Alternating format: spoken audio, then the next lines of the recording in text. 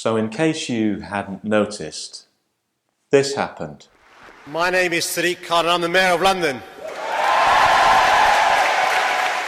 Yep, London has a new mayor, Sadiq Khan. But how is the story being told? Well, let me show you some news headlines. Look at these headlines from respected news outlets, from the BBC, from Reuters, CNN, The Guardian.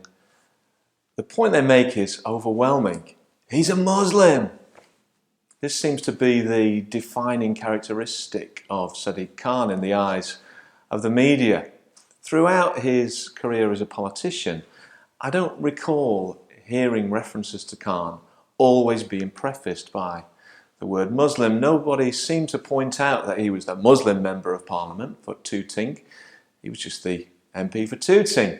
And before he entered politics, he was a lawyer. I don't think he was known as a Muslim lawyer, he was just known as a lawyer. But now he's the Mayor of London. He's not the Mayor of London in the way that Boris Johnson was the Mayor of London. No, he's the Muslim Mayor of London.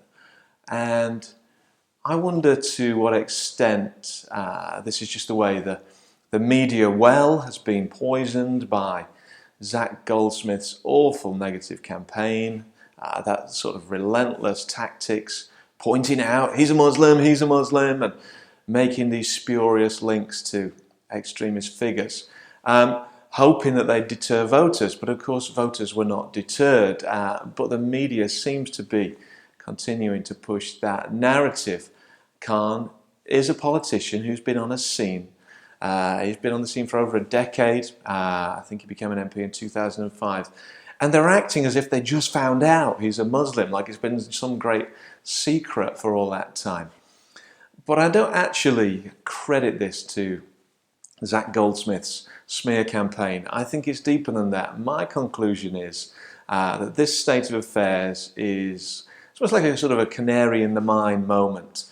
And when we realise that we're far from functioning as a truly pluralist society, just look at those headlines. I mean, here's our oh-so-tolerant media being taken aback when somebody who served in the public eye for quite some time has now been elevated to a position of significant power. The subtext seems to be that these commentators are comfortable with someone who's a Muslim being part of the general landscape of our nation, but somehow shocked when a person from that culture and community is chosen by the electorate over a white secular candidate.